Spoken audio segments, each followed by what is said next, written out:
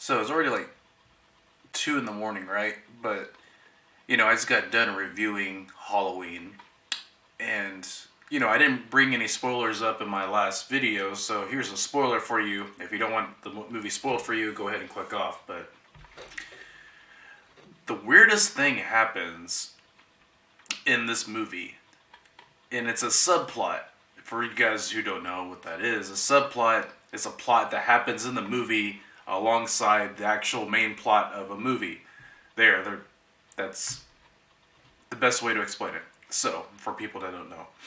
But, the weirdest thing that happens in this movie is, to me, the strangest subplot I've ever seen in a movie. And this subplot came out of nowhere and went away in like 5 minutes. Like, it was hardly even explaining why it happened.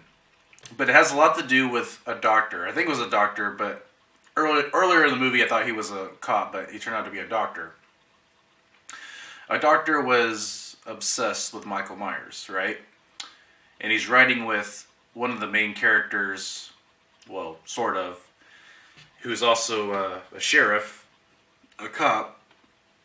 And he talks about how he's interested in knowing what Michael Myers thinks, how he thinks, and why he wants to do with the things he wants to do. So,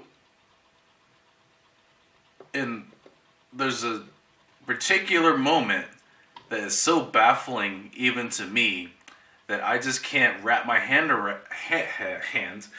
around on why they made this choice. And that has to do with this doctor who, out of left field, at some point in the movie, the sheriff hits Michael Myers. Michael Myers falls on the ground.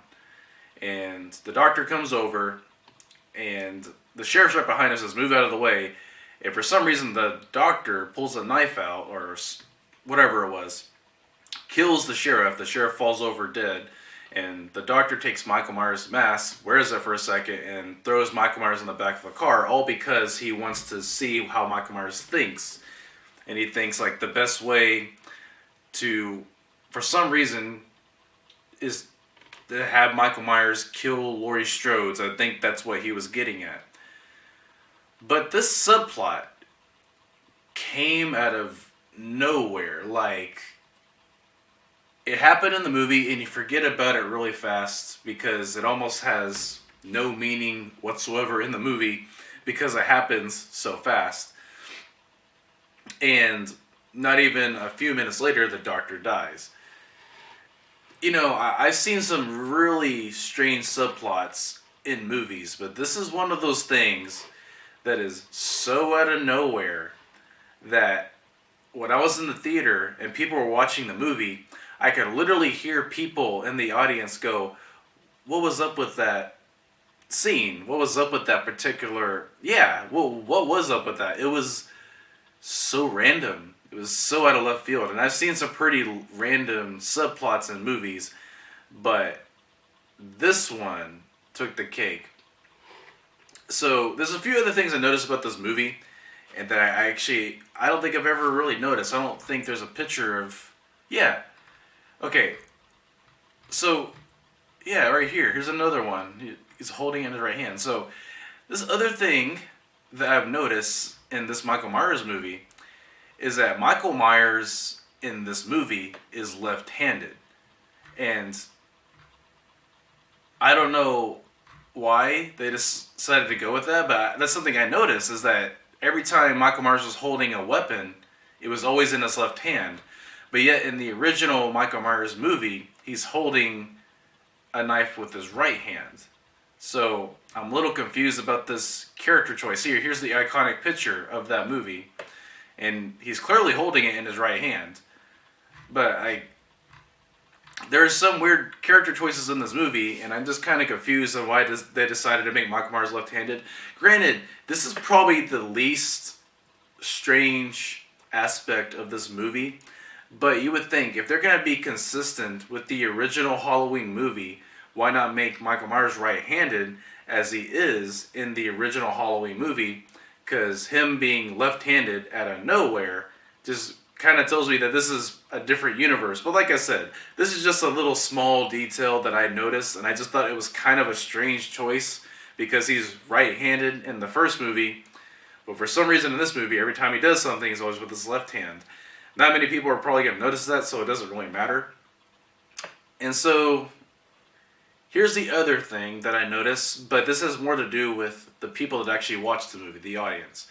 So there's this big controversy that the main actress is anti-gun, right? That she's a big anti-gun person.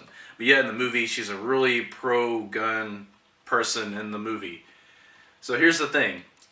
Actors are actors, right? They're acting. They're not actually doing these things. Like, do you really believe the actor playing Darth Vader can really force choke somebody? Do you really believe that an actor can possess a doll? Do you really believe an actor can turn invisible by putting a ring on?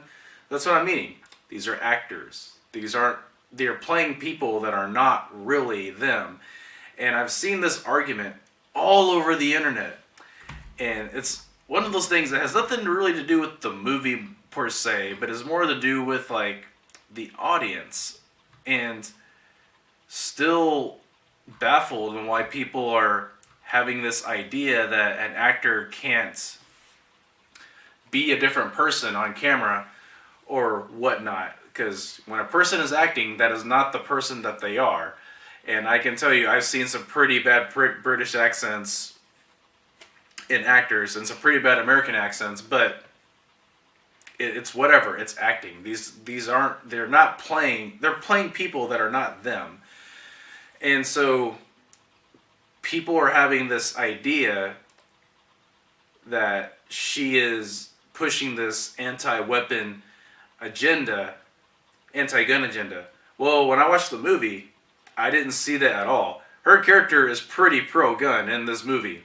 You can clearly see it. Even in the movie, she mentions that she has an AR-15 that is more accurate, but for some reason her character prefers a lever rifle.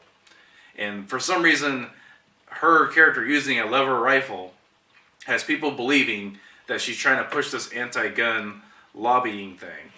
Now, this last part obviously became more political than it actually is, but it's still kind of baffling to the point that people just don't understand that these people are portraying characters that are not them. Granted, there are some actors out there that are pushing an agenda, whether it's for women, more feminism in movies or whatnot. It's always been there, but I honestly haven't seen that at all in this movie. You know, she even mentions like, oh, I use a revolver because they don't jam. And if you go online, you have people going, oh, she's pushing this anti-weapon agenda. That's why she prefers her character to use a revolver. No, she's correct. Revolvers don't really jam. Like, I guess it's just YouTube. People are looking for some sort of agenda to complain about. So those are just my little nitpicks about the movie. It is something that kind of really bothers me. It's just like more the fact that it was a weird subplot in this movie to have this doctor do this random thing. It's weird that the internet somehow thinks that Laurie Strode is anti-gun and this actress is pushing this agenda when clearly she's not really pushing anything. Her character is pretty pro-gun. And lastly, if you're going to make a movie with continuity and have a character from the past come back 40 years later, make it that same character. Namely being, make that character right-handed. If he's right-handed in the original movie, make him right-handed in this movie. I don't know why. It's just that little subtle detail bothered me when I saw him pick up a hammer with his left hand. Like, oh, okay. But then he goes and picks up a knife with his left hand. And then later, he picks up another knife with his left hand. I'm like, oh, okay, so Michael's left-handed. And then I notice when he's walking down the hallway, again, the knife is in his left hand. So, I don't know. It just little continuity issues or whatever. Those are just my 2 cents. But yeah, man, that out of everything about this movie, out of the pro-gun complaint, out of the left-handed thing, weird continuity, that subplot, honestly, is the weirdest subplot I've ever seen in a movie, and it lasted at least 5 minutes. Guys, I'll see you later. Have a good day.